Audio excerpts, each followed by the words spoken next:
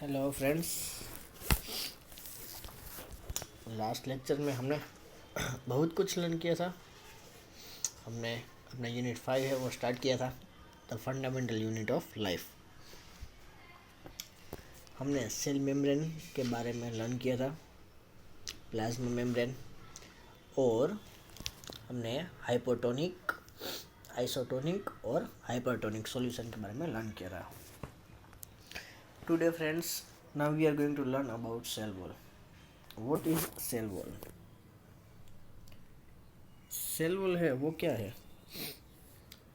जैसे कि हमारा जो रूम होता है उसमें जो वॉल होती है वो हमारी रूम की वॉल होती है। तो ऐसे ही कोई भी सेल होता है तो उसकी जो सेल होती है उसको बोलते हैं सेल वॉल। ठीक है।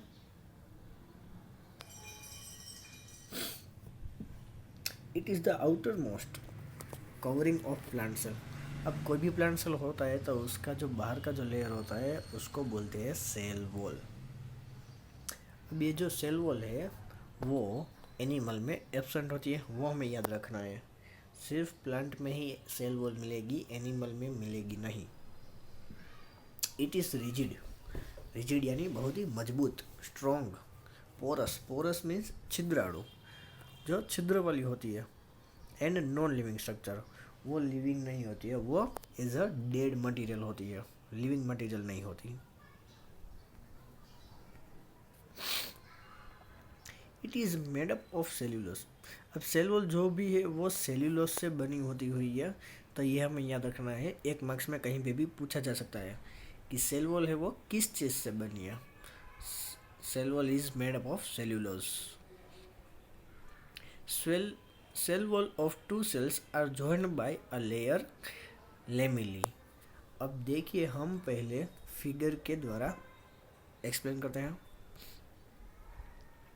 देखिए यहाँ पे आपको ये एक सेल दी गया है, ये दूसरा और ये तीसरा, तीनों के तीनों सेल है।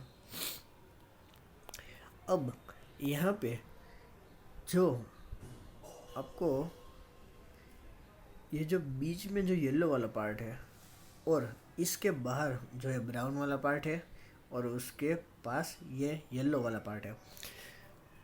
तो ये जो है ब्राउन वाला पार्ट और येलो पार्ट, ये होती है सेल वॉल, और वो दो लेयर में होती है।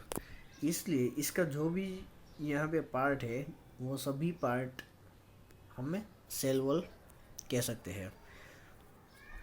और यहाँ पे आपको लास्ट पॉइंट में बताया गया है, cell wall of two cells are joined by a layer lamellae. अब यहाँ पे देखिए, जो भी यहाँ पे बीच में सेल वॉल है जहाँ जॉइंट होते हैं वहीं पे एक ऑरेंज कलर का सॉल्यूशन आपको दिख जाता है। तो वो जो ऑरेंज कलर का सॉल्यूशन होता है उसको बोलते हैं लेमिली। वहाँ पे एक के एक से ज़्यादा सेल जो होते हैं वो जॉइंट होते हैं। तो ये होता है सेल वॉल। अब हम जानेंगे उनके फंक्शन के बारे में। सेल वॉल के कौन कौन से फंक्शन होते हैं। It provides definite shape to the cell. एक सेल को एक निश्चित शेप दिया जाता है सेल के द्वारा। It provides strength to the cell.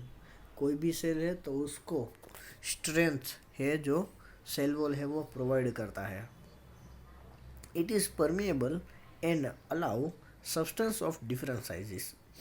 अब ये जो पॉइंट है मैंने आपको पहले भी लर्न करा दिया था कि इसमें क्या होता है कि जो कोई भी डिफरेंट टाइप्स के जो कोई भी सब्सटेंस होते हैं तो सेल वॉल के बाहर और अंदर कौन कौन जाता है, सेल वॉल के बाहर और अंदर कौन कौन जाता है, तो ये जो सब है वो सभी सेल वॉल के द्वारा डिसीजन लिया जाता है कि कौन कौन से क्रॉस होंगे।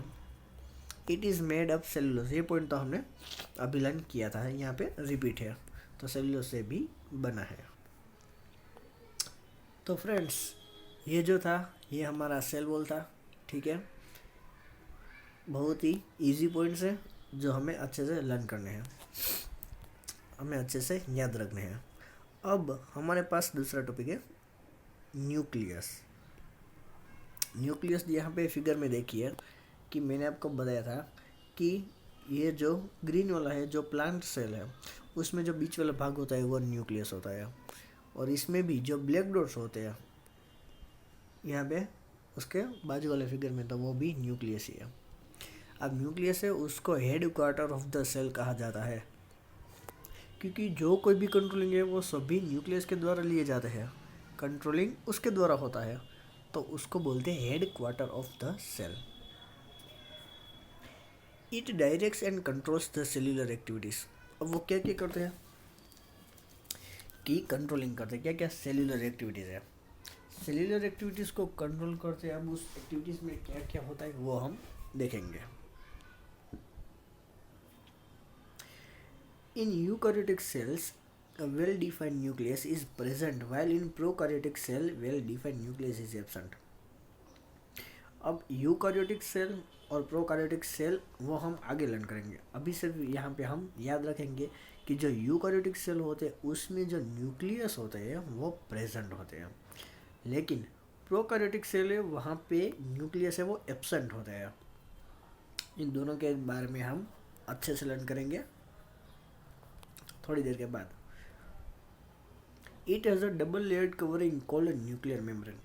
अब देखिए सेल मेम्ब्रेन में भी क्या था, वो एक आउटर मोस्ट लेयर था, ठीक है।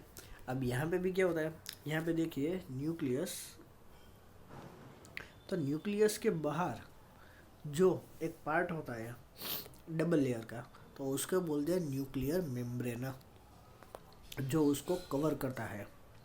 और nuclear membrane has pores which regulate the movement of material in और आउट ऑफ न्यूक्लियस। अब देखिए जैसा सेल मेम्ब्रेन करता था वही फंक्शन वही एक्टिविटी न्यूक्लियस करता है। न्यूक्लियस का जो बाहर का लेयर है उसको आपने क्या किया,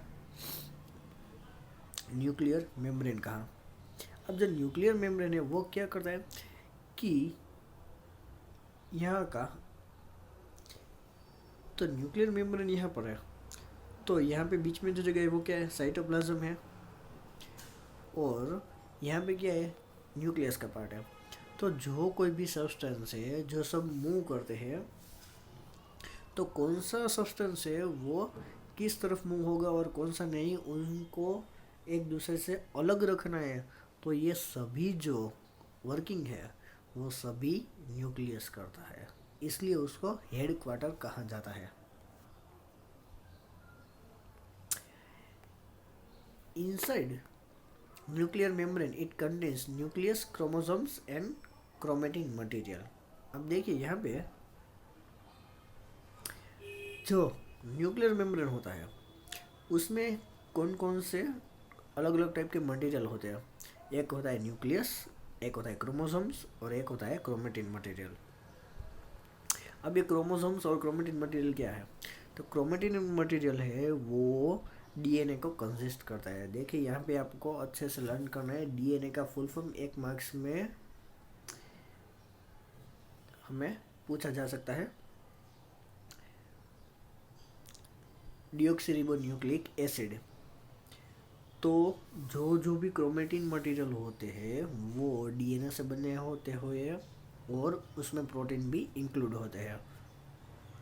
chromosomes contain information for inheritance of features from parents to next generation. अब देखिए क्या होता है कि हमारे माता पिता होते हैं, तो उसको उसका जो बिहेवियर होता है, तो उसकी जो कैरेक्टरिस्टिक होती है वो हमारे में आती है।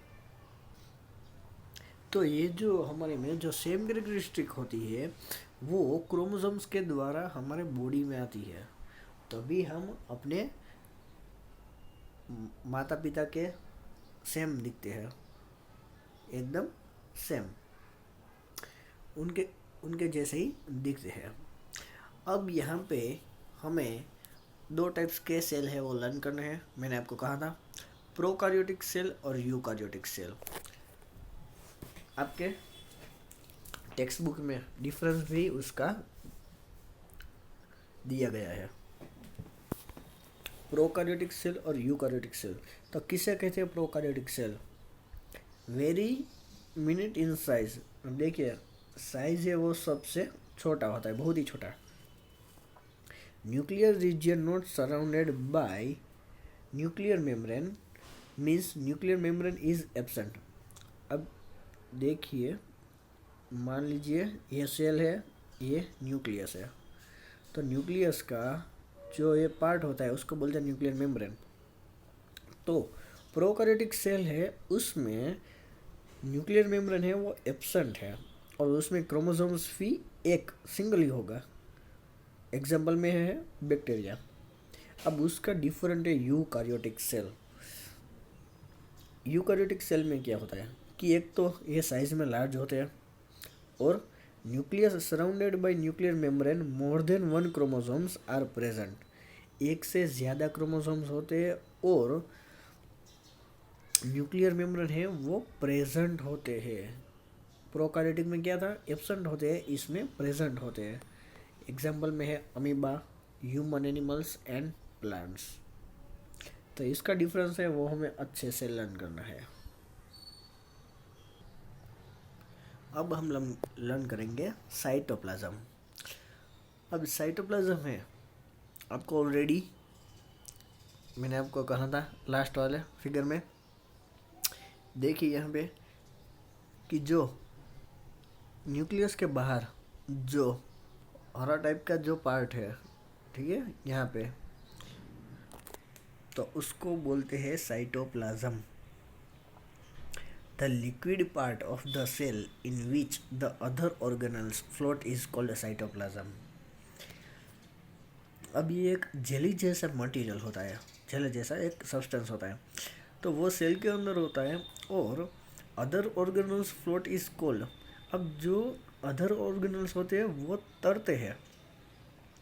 कैसे तरते हैं कि मान लीजिए अगर हमारे बॉडी में ब्रेन होता है, हार्ट होता है, वैसे ही सेल में जो डिफरेंट डिफरेंट टाइप्स के ऑर्गेनल्स होते हैं, तो वो सब यहाँ पे हमको तैरने को हमको देख सकते हैं, तो उनको बोलते हैं साइटोप्लाज्म। इसलिए हमें अच्छे से डेफिनेशन याद रखनी है। अब उसमें दो टाइप्स की हमें वर्ड है वो समझाया गया है, एक है साइटोसोल और एक है सेल ऑर्गेनल्स। अब जो साइटोसोल है वो एक्वियस कंपोनेंट ऑफ साइटोप्लाज्म है, मीन्स जो पानी वाला जो कोई भी पार्ट होता है, जो कोई भी कंपोनेंट होता है, तो उसको बोलते हैं साइटोसोल। और दूसरा है सेल ऑर्गेनल्स, वो तो मैंने आपको अभी कहा, लेकिन हम एक बार देख लेते हैं। These are the internal organs of the cell responsible for carrying out specific jobs to keep the same cell alive.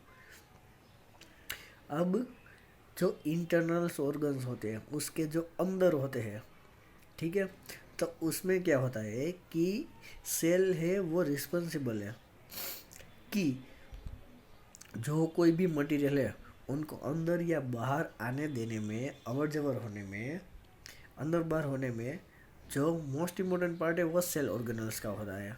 तो यही उसका वर्क है, और ये सेल को ज़िंदा रखते हैं। सेल अगर मर जाते हैं तो हमें उसका काम नहीं देता, लेकिन सेल है वो ज़िंदा होने चाहिए। तो ये था साइटोप्लाज्म, साइटोसोल और सेल ऑर्गेनल्स। अब जो सेल ऑर्गेनल्स होते हैं उसमें क्या होता है कि मैंने आपको जैसे कहा हमारी बॉडी में हार्ट होते हैं, ब्रेन होता है, वैसे ही सेल ऑर्गेनल्स में डिफरेंट डिफरेंट टाइप्स के होते हैं, तो वो सभी हमें लर्न करने हैं। देखिए, living part of the cell having definite shape, structure and functions bounded by plasma membrane.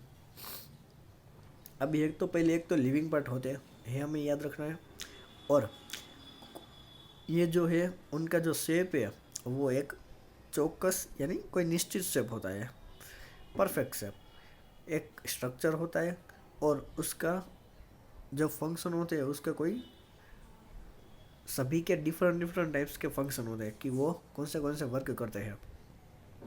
तो इसमें जो लिविंग पार्ट है वो लिविंग पार्ट यहाँ पे 6, वैसे तो हमें 10 टाइप्स के होते हैं सेल ऑर्गेनल्स, लेकिन यहाँ पे आपको आपके सिलेबस में सिर्फ 6 टाइप्स के ही लर्न करने हैं। फर्स्ट है एंडोप्लाज्मिक रेक्टिकुलम। तो एंडोप्लाज्मिक रेटिकुलम में क्या होता है, उसका शॉर्ट फॉर्म होता है ER, ठीक है, उसका शॉर्ट फॉर्म होता है ER।